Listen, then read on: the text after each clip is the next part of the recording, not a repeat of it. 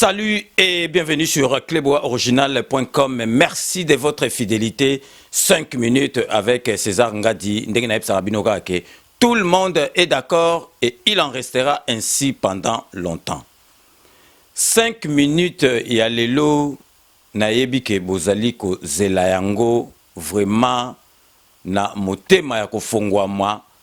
et puis bozali ko zela yango po boyoka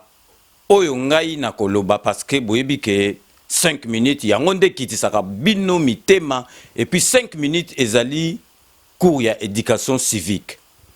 Soki na lobi boye boyebi tina nini na lobi boye parce que 5 minutes à lelo tokolobela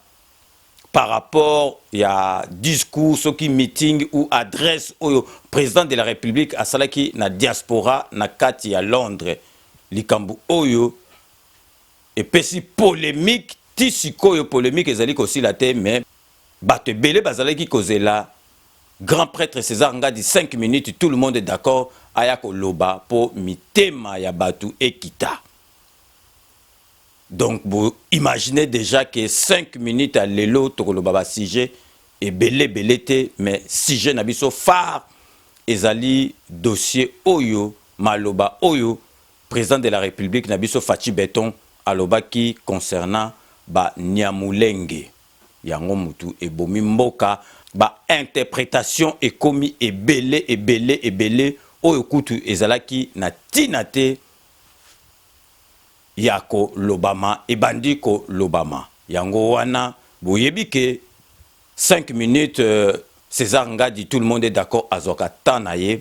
naebsaka bino que 5 minutes et salaka makambu par émotion T 5 minutes et salaka makambu na calmement et zoka tanango pour na réflexion tango na yaka awa na lobela bino makambu oyo esengeli na lobela bino. Donc ndenka boyebi nazali toujours le lot ozali mardi nazali toujours na kati ya Londres et si comme konji na biso ayaki akutana na biso donc nazali kolongwa lobby na kolongwa awa donc vraiment na lingibo landa émission oyo na bokebi nyoso parce que peuple congolais na yebite eloko nini ekomi kosala biso. Donc sikoyo nazali kokota na dossier oyo po na expliquer bino bo landa penza na bokebi nyoso tout après yango bokoloba non grand prêtre César Ngadi azali na raison. Grand prêtre César Ngadi a expliqué biso bien. Grand prêtre César Ngadi a quitté si biso motema. Na lingina nuna expliqué biso batu ya diaspora. Na kanisi polémique oyo soki batu ya diaspora bazali ko sala yango ezali ko pesa ngai mawa na pasi na motema. Or batu bazali awa na kati ya diaspora, batu bazali libanda ya mboka bakoki ko comprendre maloba président de la République alobaki bako comprendre ngo mieux que batu oyo bazali na Kisasa kuna na mboka na lingi na limbola parce que batu bazali na Kisasa na mboka lelo donc couple ezali ozomona ke bozali ba congolais na ba congolais bo boti mwana kozalaka congolais mais biso awa tozali awa na ba mboka mipaya bana na biso tango tokobota omona bakokisi majorité na bango bakomi na ba 18 ans omona bazui nationalité mususu ya mboka oyo place tozali yango wana nazali ko zongela ko beta sete na expliquer bino po bo comprendre malamu bo yoka oyo président de la République alobaki boko comprendre yango malamu penza ndengi na ko expliquer bino na ba problème wana eye ko bota ko yinana bandeko misusu baza koboya bandeko na biso Banyamulenge babi bozonga epa na bino na Rwanda mengana lingi na loba boye Banyamulenge bazali ba Congolais totika koyinana kati na biso oyoka ngai oyoka bato wana babanda des générations et des générations ezali lokola bino awa bovandi na mboka bapaya oyo ozwi nationalité bakomi koboyela bino parce que bouta Afrique non eloko wana toboya yango. Alors ngana bengaka ba communauté ya Banyamulenge na yebisi bango boy na lobi bino bozali koloba ke baza kolakisa bino mosapi boza ba étranger. Bozwaka exemple ya bakasayen ngai na bakiseli bino pe exemple ya bandeko na biso Équateur. Ezala bakasayen ezala bandeko na biso Équateur ba régime o eleka na mboka na biso enyokola bango. Mais jamais boyoka que l'Équateur to na Kasai bato bamemi mandoki babundisa ekolo. Donc bokeba na likambo oyo nazali koyoka colonel ya Mapinga bazali kolongwa na armée nationale bakende exil po baya koatake Congo. Soki bosali ndenge wana botiki bandeko na bino basala ndenge wana, alors wana bokopesa raison na batoyo batalakisaka bino misapi ke bozali bakongolais te. Soki penza boza bakongolais ya solo bolinga mboka, parce que na moninga moko na ba hôpitaux militaires tango nakendeki na Beni il y a quelques mois namoni ba blessé oyo baza ba Banyamulenge ba blessé ya FARDC babundela ki ekolo azwi masasi pona ekolo. Alors soki lelo bokomi koya po bobalukela sikoyo ekolo wana tokoyokana na bino te, bovanda kimia. Armée, police, justice ezali wana pona moto nyonso na Congo. Soki bolingi bomisala ya bino justice, bolingi bomisala ya bino armée, tokoyoka na soki mokete. Nde message nga napesaki bango, naza certain ke bayoki message wana, yango nalingi naloba na bino, to linga baninga na biso lokola tomilingaka biso moko. Makila matangi mingi na Congo,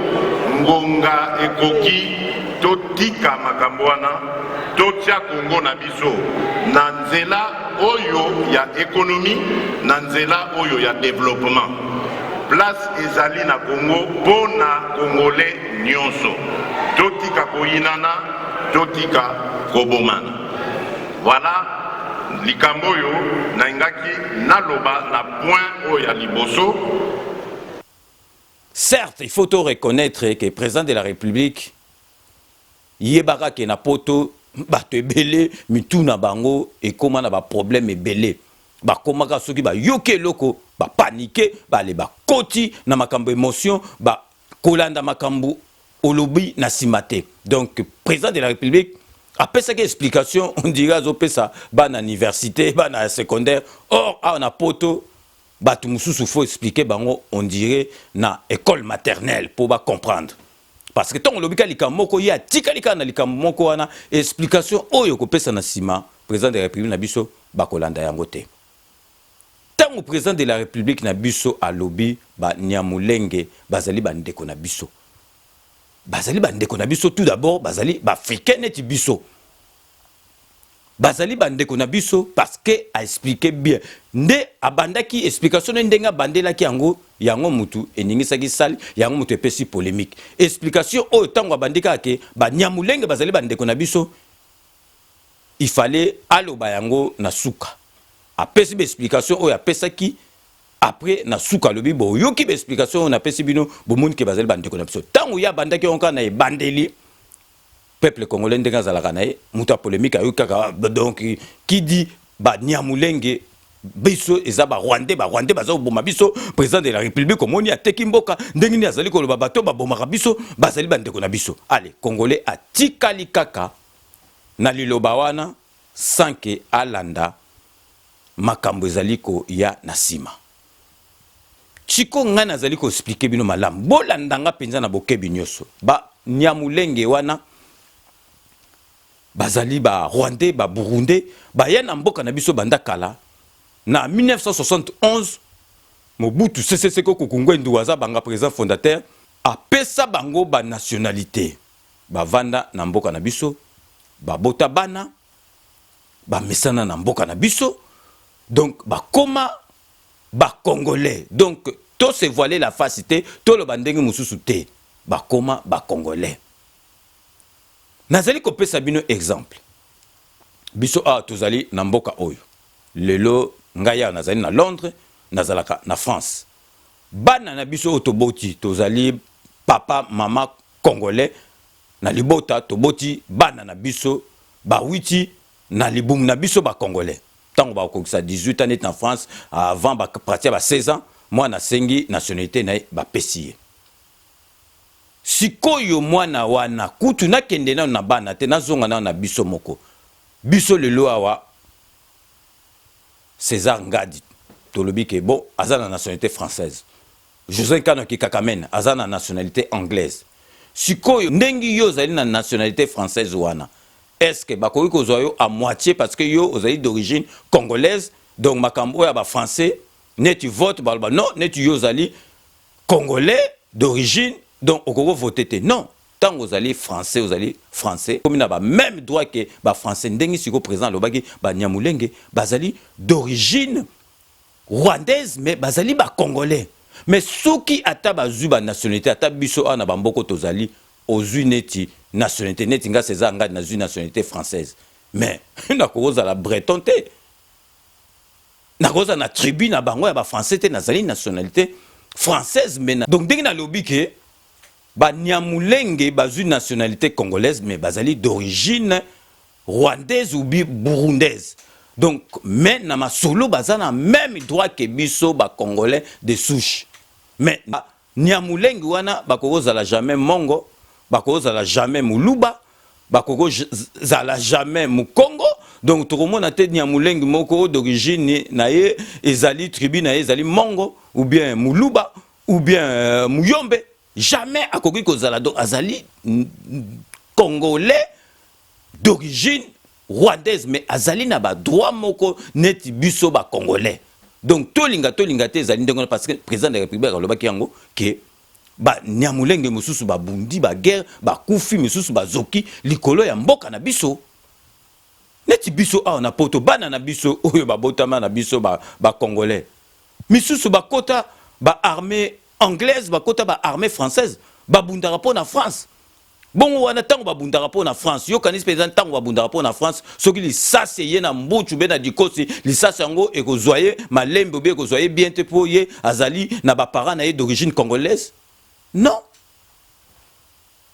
bazali ba français ou bien bazali ba anglais neti ba anglais nyoso tout tozali kokeni musika te awa na France on peut exemple en France parce que na vanda na France Manuel Valls ou akomaki premier ministre ya France azali d'origine ni azali d'origine espagnole mais ayaki azui nationalité naie akomaki ti premier ministre est-ce que ba français au de souche balobaki non Manuel Valls net yo azali d'origine espagnole okoko ma premier ministre était si akomaki premier ministre na juste exemple mususu ya Sarkozy président Sarkozy azali d'origine étrangère mais akomaki ti président en France ayaki ba parents na ina banini azui nationalité akoli mais tant akomaki président de la République akomaki président de la République ba lobaki te que pour azali ba parents na bazali d'origine mususu akoko ma président de la République te donc tozwaka makambo na émotion te tozwaka makambo na émotion te to analysaka makambo o tozali koloba nazali koloba ta awa na France vient na ngai na allemand Rémi Kanoa azali d'origine congolaise ata na nationalité asalaka ba contrôle azali donc inspecteur d'impôt yo kanzi stoko donc akei ko sala ko inspecter ba impôt akosala ngo français wana kolobaki neti yoza nini osala ngo te donc bientôt azali ko koma lem susu donc maire ya allemand donc sikoyo bongo lobaki vient na nga wana Rémi Kanoa azali breton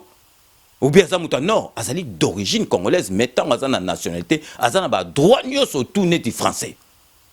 mais nazo comprendre te batkutu bako comprendre masolo na bien ezali biso oyo tozo vanda na poto parce que makambo wana ezali ko yela biso mais tozali ko tia polémique na place moko ba tiaka polémique te donc président de la République a expliqué bien bazali neti biso pe na poto aux nationalités ya mboko ozali ou bien anglais ou bien nationalité anglaise ou bien française il faut se conformer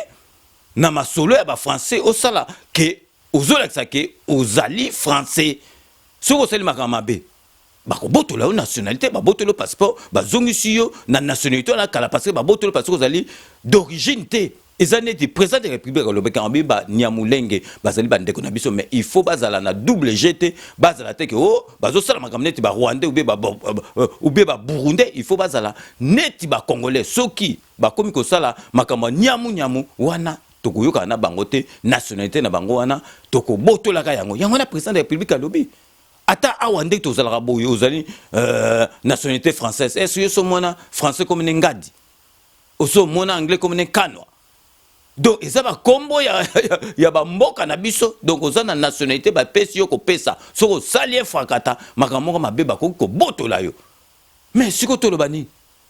Nyamulenge ton président de la République alobi baza bandeko na biso parce que ba bota makuna ba kola place na biso bazuba makabiso bana na biso ba koli ah na biso to kolia tozu déjà ba matériel so en Afrique bazo mon ah ndenge comment koloba malembe bo ndenge makambo tu bo comment roba parce que to mesani na makambo oyo ya awa donc il a qui cité que ceux qui au commis Nyamulenge a commis congolais a commis le mongo ou bien a commis le muyombe ou bien a commis le mouchwaïl ou bien a commis muluba non atikali na nationalité kaka memba tribu ba ethnie na biso akoki kozwa yango te mais to linga te asa considéré comme congolais parce que depuis ba pesa ba nationalité na Mobutu depuis 1971 wana bazwaki yango ndambu te nazo pesa bino exemple ah musu aloba bo abenga bibongo ya César bongo siko bakoma kati ba généraux oh siko bana na biso bazali ata biso nde toza to kota kutu na bana na biso te parce que bango temps babotami ba français biso moko soki oye a ozu nationalité o seli betude no seli bani na okoko ma généraux okoko ma ministre okoko ma type okoko ma président de la république est-ce que ezali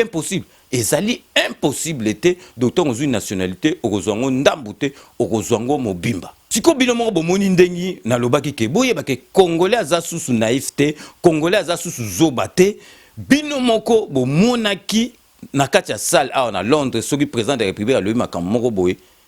epesi bien te ozomona mpenza ke congolais azo expliquer azo lakisa mécontentement na ye azo lakisa désaccord na ye na président de la république po bomona ke congolais akotika susu makambo eya kaka boye te ke ekende kaka boye ekosalamaka susu te donc président donc congolais alamuki donc totika polémique et puis nga nazo kama kutu bato baza awa na diaspora bazo comprendre makambo te or bango mutu faut ba comprendre yango ya solo parce que biso tozo vivre yango awa tozo ba nationalité na bamboko donc tokoma ba français tokoma ba anglais tokoma ba allemand est-ce que ceux qui votent salami ya ba allemand ou bien ya ba français ou bien ya ba anglais ba ouais soko kenete parce que yo zali d'origine mususu mais non kutu premier ministre tikutu awa l'élection ngo sala comme président de la république akatani tikutu azongi na mboka na ye d'origine ba Manuel Valls kutu biso to ya kutu na France avant ye azongi na mboka ne akenisu ko koma kuna donc gouverneur net ya ville akoma neti donc maire à ville mais esimbité bon monika azonga na mboka na ye porte-parole ya gouvernement en France azali ndinga gite petit to ndinga gite est-ce qu'Azali d'origine française porte-parole au ya France au porte-parole au gouvernement bon moi na na ba télévision moi na ndingari donc ba para ba ndingari à 100% il y a une nationalité kutu kalata azo ki yango par naturalisation yi wana azali porte-parole ya gouvernement français est-ce que balobaki keneti azana ba parents ya étranger à cause de l'unité donc polémique ezalate na makambo susu o esengi polémique te tout ça la polémique te et puis lo ngezo kam sanga nazo répéter du susu biso o tozali awa na kati ya diaspora tozali ko comprendre makambo o elekite na discours wana OK biso mutu tozali ko vivre yango tozali na bana o ba botami awa ba komiko sala na ba armée anglaise armée française biso moko tozali tozo ba nationalité to salara na ba bureau to koma makambe belé donc tokoki ko comprendre ngo plus facilement que bato bazali na kisasa donc yangwana boyebaki ke bozali ozila 5 minutes avec ces angati yangwana na expliquer bino penza malamu parce que makambo ya kocha polémique ezate monseigneur Ambongo kuna cardinal aloba yango kuna na benike Banyamulenge bazali bandeko na biso mais polémique bimaki te. Il est capital de faire la distinction entre les rwandophones, le peuple venant du Rwanda, et qui vivent au Congo depuis des années et qui sont devenus des Congolais. Aujourd'hui, personne ne peut contester leur nationalité. Vous trouvez ces peuples du côté de Uvira, ceux qu'on appelle de façon les Banyamulenge, les vrais Banyamulenge ou de rwandophones, de Congolais d'origine rwandaise qui sont là depuis des années, personne ne peut contester leur nationalité congolaise. De la même manière, dans le Rutshuru, vous trouverez de rwandophones qui vivent là depuis des années. On ne peut pas contester leur nationalité congolaise. Vous remontez dans l'extrême nord, dans l'Ituri, vous trouverez de peuples à morphologie nilotique, ce sont les Ema. Les Ema, ce sont les Tutsis de l'Ouganda. Mais ils sont au Congo depuis des années. Personne ne peut contester leur nationalité. Donc ce n'est pas ceux-là qui font problème, parce que ceux-là sont considérés comme des Congolais. Ce qui fait problème, c'est... Président de la République, président de la République a le logique, mais logique. Et tu vas dire que Sanga à Londres, José Kano qui kakamene, tu étudies parce que biso tozala bana babotama na ba français donc bakola ba français donc tu étudies mais tu lobi ka ke président a expliqué qu'il ndengi ya ba niveau likolo parce que congolais il faut expliquer neti bana gardienne. Ce qui présente bandaki une explication o ya bandaki et puis a soukisi na koloba ke baza bande ko na biso mbele. Makambo ezalaki te mais congolais comprendra ne kana liboso so lobi le ka a bloqué à liboso mbala moko a kipe makambo ezana simate o ngana lobaka ke congolais ina mutu pa procuration ayebi na yete ke maître wera muku nazali boya ouais te même ko na mona ke costo na mandefu aza esprit ma ba beta ba ba OK rien aza mutu moko gentil mutu moko ayebi na ye donc José Kano te ki kakamene amona ke ka bo José Kano ya kana ba milliers na biso te aza fo mutu yo yebi yo ngape na yebi ete na yo ka bo yanga pe na baya donc congolais linga mutu pa procuration o bozo mona penza ke congolais a commis ça JG MG 30 MG ngoy donc au lieu de MJ donc bozo mona est-ce que peuple les appelle peuple ya normal donc vraiment na beta qui c'était parce que 5 minutes avec ces anga de bandoko de la penza ba dossier o ya ba nyamulenge na beta yango na kanisi penza expliquer bino malamu na kanisi batu o ba landa 5 minutes ba yebike ngana ki sa batu ba mitema to marquer une petite pause publicitaire ndeka boyebi to salaka partenariat na traiteur munene o azali na kati ya Belgique Romain Ilunga oyo na ebsa bino bozo ba risque était sugi bo sali ba fête bo sala appel na ba professionnel oyo ba yebi kolamba parce que libumu e bendaka mindondo ebele et puis na suite bo yebi elandamaka na Sepela TV donc décodeur oyo ya mukie o tina poche o tamboli partout bolanda bino moko ba bande annonce oyo ndenge ezali ko annoncer ba partenaire na biso.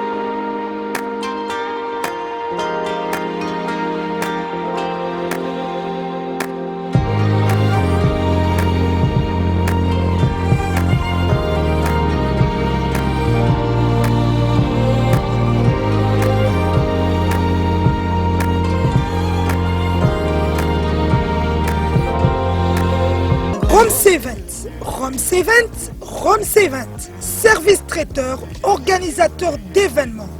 allant du cocktail en passant par les akouskis et le traiteur qu'il faut. Vous avez toutes les spécialités, africaines, européennes, asiatiques, du monde entier. Quel goût, quelle perfection, quelle propreté. La dégustation est au rendez-vous grâce à Rome C20. Vous savez les contacter au 0032 465 22 11 72. Rome C20, le meilleur dans son domaine.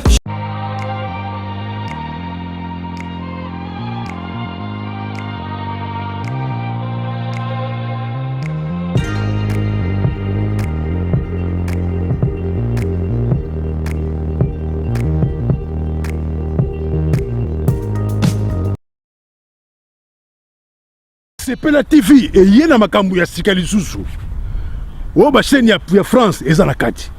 Ba chaîne ya Congo eza na kati. Ba chaîne ya Londres eza na kati. O ngomona makambu ya politique ya sika. O parti AA eza na kati. O parti BB. O CFAIO eza na kati. Ya Sepela TV.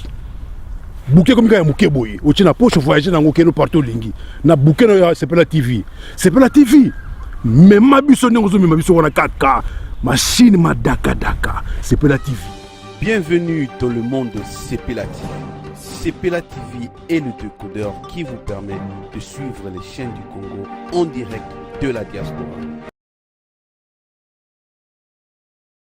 Donc binomo boito landa ba partenaire na biso mi balé donc traiteur Mounene Romain Ilunga numéro na ezali ko défilé ndenge na epsa bino bosa l'appel na ba professionnel comme Romain Ilunga ba prix ezali malambo bengue de la part il y a César Ngadi 5 minutes avec César Ngadi a osala bino ba prix il y a malambo donc et puis suivi toujours na Sepela TV ezali eloko pe ya bana mboka décodeur oya muke o tina poche o tamboli esika surtout ozali internet ezali masolo tout et salami donc sikoyo to si dossier oyo ya ba Nyamulenge donc koti na dossier oyo siko tozali koloba ezali dissolution parce que bisonio surtout tolobi ka partir à février président de la République azana droit ya ko dissoudre assemblée wana nyo surtout mais boyoka indenge président de la République a expliqué qui donc à cause dissoudre kaka boyete tant que crise ekoti na kata masolote mais ba ministre et banda premier ministre bazali ko tosa mibe koné pe ba ko tosa nyoso tout akoloba mais soki ba komi ko yana ba contretemps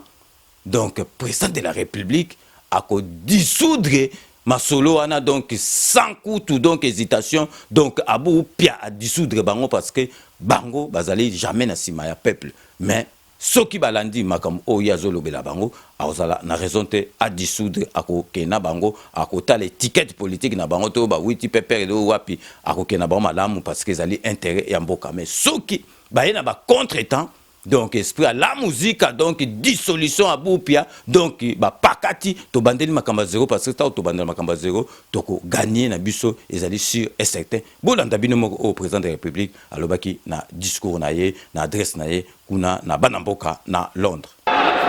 bakomi kopesa biso ba intention oyo toza nango te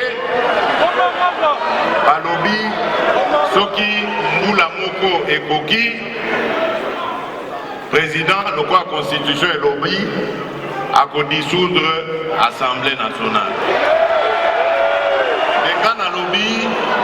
ce qu'il a dissoudre l'Assemblée nationale, ça veut dire que crise est côté Namboka. Donc na koki ko dissoudre l'Assemblée nationale tant que crise est alité. Mais ce qui repousse na crise, ce qui a comme que mission na yeli na moto ya mboka ya kosala la peuple na ngai bokomi ko bebisa yango suka nini dissolution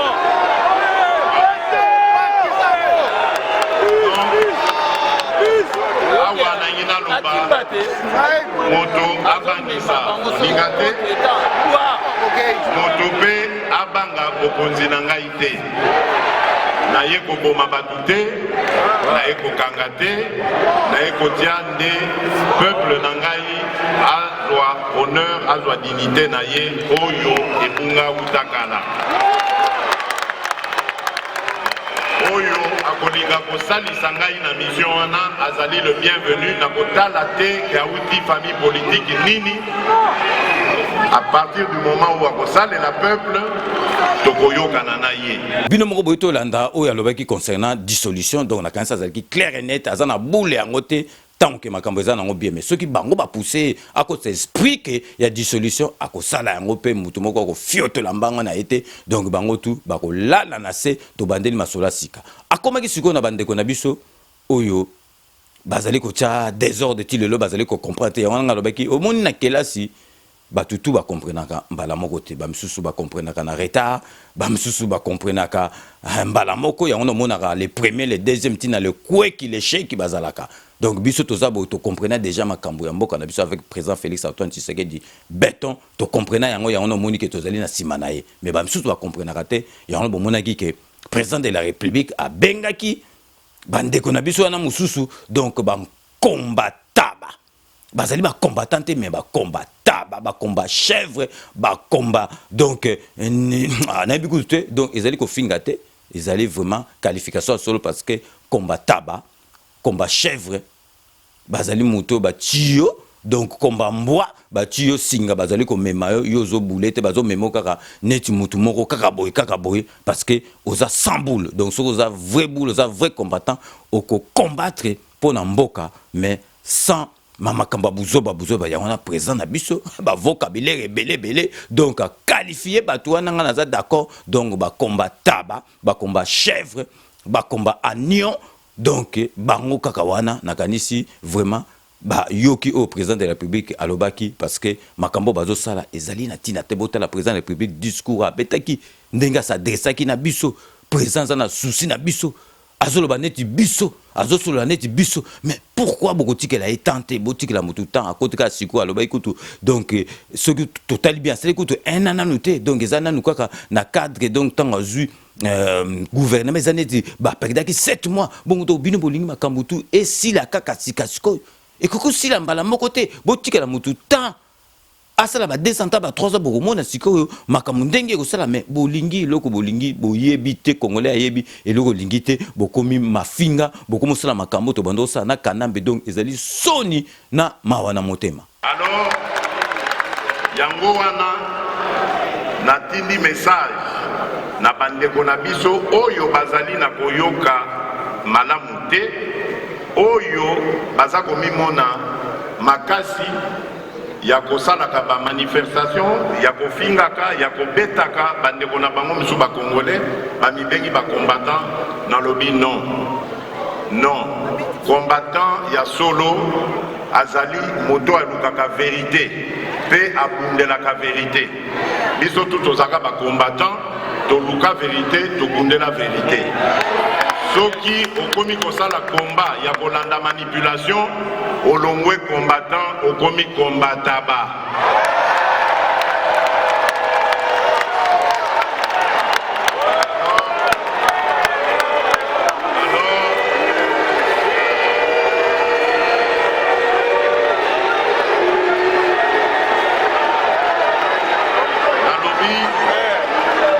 Soki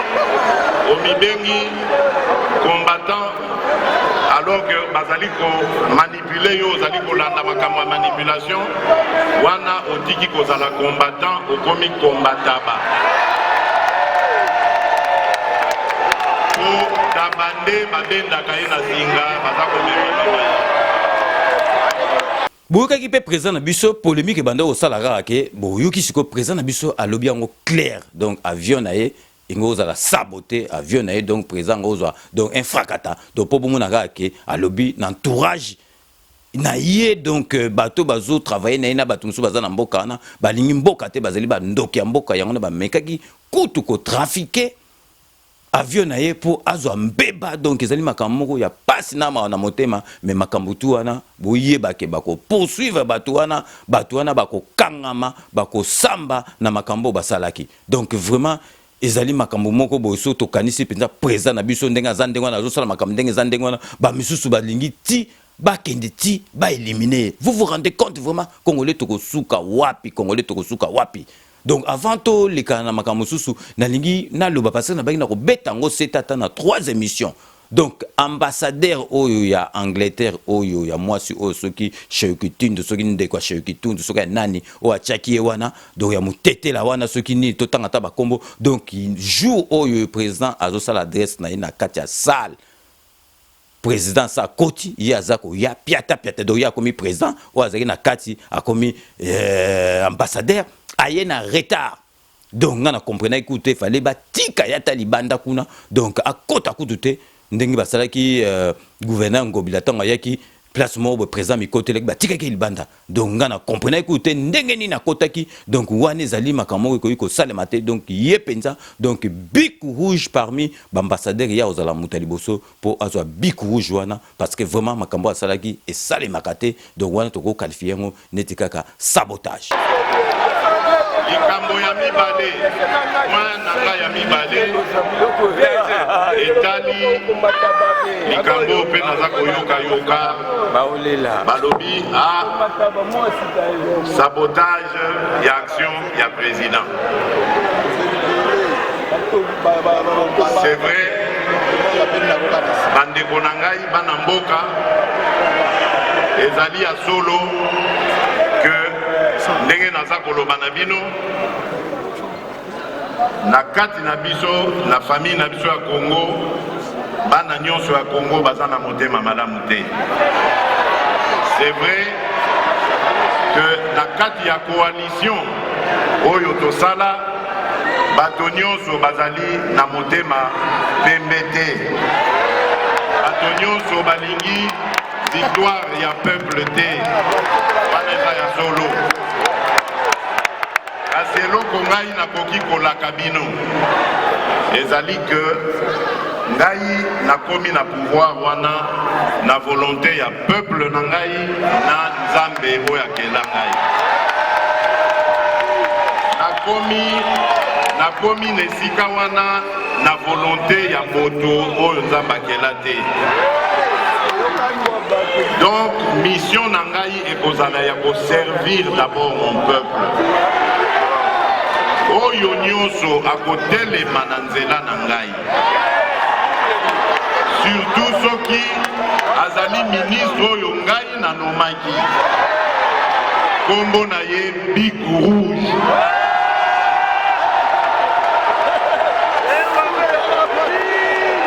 Siko nazali kolakisa bino eloko moko epesa inga pasi na mawana motema donc jeune fille moko congolaise jeune femme moko congolaise azali congolaise d'origine abotama na Allemagne donc aviva awa na kati Angleterre ayaki na copain na ye na mobali na ye bayaki pour baya ko yoka au président de la République na biso Fachi Beton a yaki kolobela biso mais malheureusement ba combattant ba oyo ba tiki makasa parce que bango bazali ba herbivore mais nabite so balinga ko ba carnivore parce que ba combattant ba faut balia matiti nabite so balinga ko lia misuni to ebite parce que combattant azali carnivore te azali herbivore donc ba kamati ba attaquer mobali ya mwana mwasi oyo yepe azoki bozo mwana ba photo ndenge azoki na makolo donc na minute ozali kolobela bino fi wana azali choqué donc traumatisé azali na hôpital to ebite ceux qui abimi mais na pseke aibisa nga mokolo bima tisiko abimite bino moko bolanda na vidéo pesa nga mawa bino moko bolanda fi yo ndenge azali ko expliquer na émotion na kolela donc parce que azali ki choqué nanu amona makambo ya boité bolanda bino moko na vidéo. Hey guys, so for those who know, our Congolese president is here in London today, and so I don't know for those who actually came here, but I've been attacked by.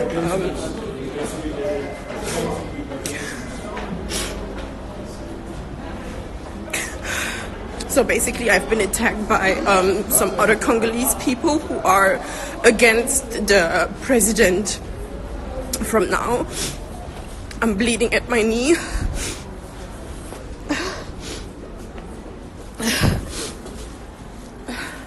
I can't even walk correctly. They throw like eggs on me. They throw stones. And there was one man that hit me at my head.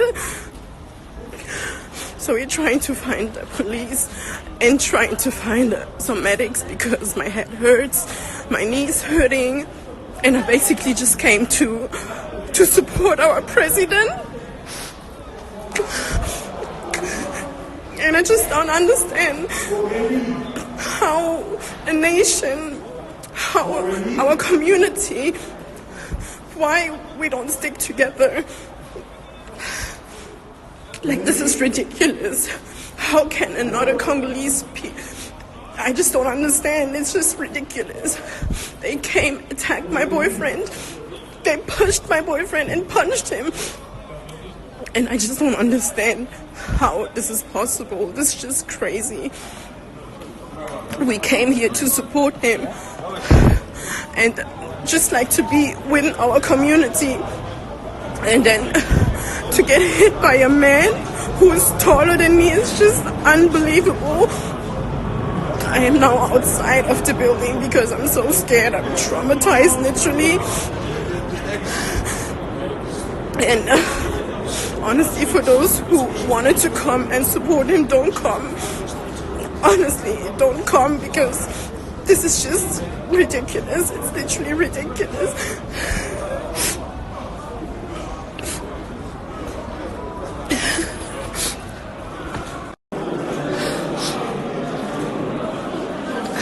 So I'm lucky enough to have like a friend who is a boxer and also a security guy, and who is bringing us to the medics so they can check my knee and if everything is okay with my head. Because when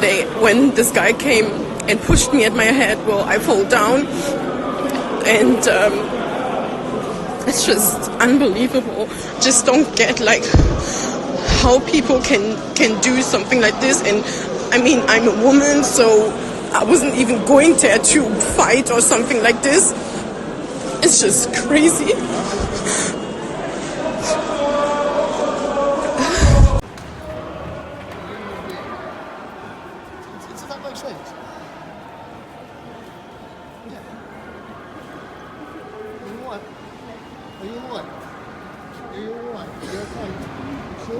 Donc bino moko boito landa fiyo na moment o nazali ko yebisa bino pesinga mawa azali na hôpital choqué, donc moyen tazo kamwa, donc makamba bona na vivango te ezali pasi na mawa na motema makamba bo vraiment yango na président de la République boza pena ba combat taba ba combat chèvre, donc bino boza ba herbivore, donc na habité soki bolingo ko lia boko ma ba carnivore to habité. Donc Tokomi na suka émission na biso ndenge na lobaka que je vous laisse le soin d'en tirer vos conclusions et de me faire parvenir vos commentaires comme d'ailleurs vous en avez l'habitude de faire. Donc je reste toujours friand de vos commentaires, de vos observations, suggestions. Donc n'hésitez pas à me les faire parvenir directement sur notre compte YouTube ainsi que sur notre site cleboaoriginal.com. Mais avant Nasugisa boyebi nazali awa na kati ya Londres, donc vraiment bayambinga malamu, donc malamu ya kosakanate, donc nazali bien donc namasanga José Kano ki kakamene oyazawa na kati ya Londres, donc vraiment na yambami malamu, donc vraiment nazali kopesa mbote na honorable Ziko Mayele, le député indéboulonnable, donc nga na kati ya London kitoko, donc merci na nyoso tout au sala rapport na 5 minutes avec César Ngadi. Donc nazali kopesa mbote na Angèle Mbouyi azali mama oya gentil, mama oya edara batu, mama oya ba mbongo. Donc Angèle Mbouyi, merci na nyoso tout sala rapport na mboka na yo pepo na 5 minutes avec César Ngadi. Nakina kati États-Unis pour na repesa Michel Kalombo ba mbote belé azali molandi monene ya 5 minutes avec César Ngadi. Donc merci na fidélité na nazali kopesa mbote sikoyo awa na kati ya Angleterre, parce que na yambami malamu la plupart bato na rosaba dédicace ezali batu awa bazali awa na kati ya Angleterre nazali kopesa Maître Rajakula, donc vraiment merci à trop na nyo surtout au sali esika nazali awa na Londres, en tout cas Maître Rajakula na robosa na jamais au sali ponanga, donc boyebi que vraiment awa nazali na kati ya Angleterre, donc na kati ya sécurité muta kipe makamonanga nyo surtout ezali Maître Wera Mukuna, en tout cas merci à trop Maître Wera Mukuna na ebité vraiment 5 minutes et koki kobosa na yo jamais nazali kopesa mbote na commandant mon krekese to beteki masola quartier, donc commandant mon krekese na ebarate ki azali mwana côté na biso, donc commandant mon krekese ba mbote belé bino boza bato bobandaki combat awa na kati ya Angleterre, mais bo comprendre que oyo tozui wana azali mwana mboka, il faut to chai maboko bozali lelo nasima ya Antoine Félix Antoine Tshisekedi na kopesa siko mbote na maître loboko solo akomi loboko béton il faut tala loboko wana donc bango tu bazali sikoyo na sima ya président de la République Fachi Béton na kopesa pe na kati ya London awa mbote na maître Chico Bulldozer bango tu bazalaki nanga donc bango tu bazali na sima ya président na biso Félix Antoine Tshisekedi donc maître Chico Bulldozer ba mbote ebeli esika yo zali na kei na Newcastle po na kopesa Olivier Massamba ba mbote ebele ya zali molandi munene ya 5 minutes avec César Ngadi donc to kutana ngini na salle il fallait ko tala na mwasi na etango ba moninga Olivier Massamba na Newcastle ba mbote ebele et puis esengo ebele na kei oyo o réservé nga na kati ya salle na kopesa kaka na kati ya Londres mbote na Cédric Popé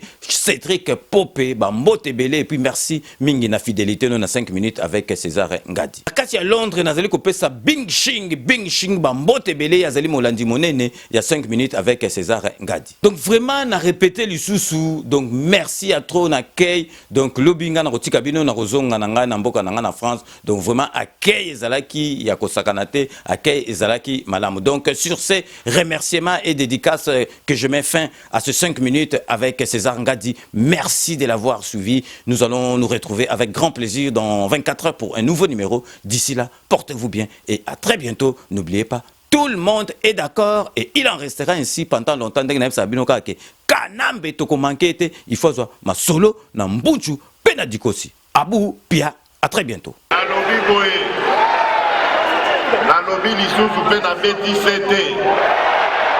Tant que na cause la président de la République démocratique du Congo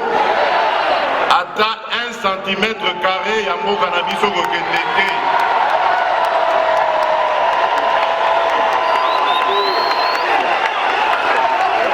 Wana ezali masolo ya bato oyo bazangi masolo ya kobeta. Tango biso tozalaka na opposition tozalaka koéduquer peuple toliebisaka peuple que tango tokozwa bokonzi tokotia ye liboso oyo na français tobengi le peuple d'abord biso tokosaki peuple te na makambo ya balkanisation boza na mémoire boyebi que il y a à peu près 20 ans mboka na biso ezalaka ya kokabwana gouvernement azaki na etendi na ye RCD azaki na etendi na ye na bitendi ya RCD d'ailleurs bitendi misusu ya mike ezalaka selon que bazalaki proche ya Rwanda to ya Uganda MLC azalaki pe na oyo ya etendi ya Congo mais Congo ekabwana te suka tokendaka dialogue makambo wana esila bongo mayele wana makanisi wana ya kokabola Congo euti wapi nani akosi bino boye botika koyoka makambo ya bolole oyo euti epai ya banguna bandoki oyo balingi baboma Congo. Alors mokano oyo biso tozwaki ezalaki nini na yebisi chef d'état-major na biso ya armée na lobi sikoyo il faut kozongisa autorité à l'état na esika wana ti bato wana na koyoka ke basili bitumba esengeli esila te po dans le passé basalaka 2 fois FARDC basalaka 2 fois la même conquête mais erreur oyo eyaka kosalema ezalaki ke ntango bakimi banguna na bakimi FARDC bakanisi ke baganye bazonga esima ntango bazozonga ndenge wana bato wana baozonga susu bareocupe baposition wana mbalonga na lobi abuo pia likambo ya kotikela bango ata mwa tan moke eza te matrake bango ti suka ntango tolobi yango banguna babandi kokoma koloba o voilà armée na biso ezoboma Kabila moto aza na nsima Félix aza étiquette aboma alingaka bola Congo makambo ebele tango sikoyo armée na biso abandi mosala na ye emonani mosala elongo bami ya ko anéantir kosilisa makasi ya banguna nyonso wana langage échangé ekomi o nous sommes FARDC FARDC wana oboza kolobake ya kabila azotinda boma FARDC wana oboza kolobake étiquette Félix aza na eloko akoloba kuna te bokomi lelo FARDC mais bokumisa mpenza ya solo moto apesi ndingisa wana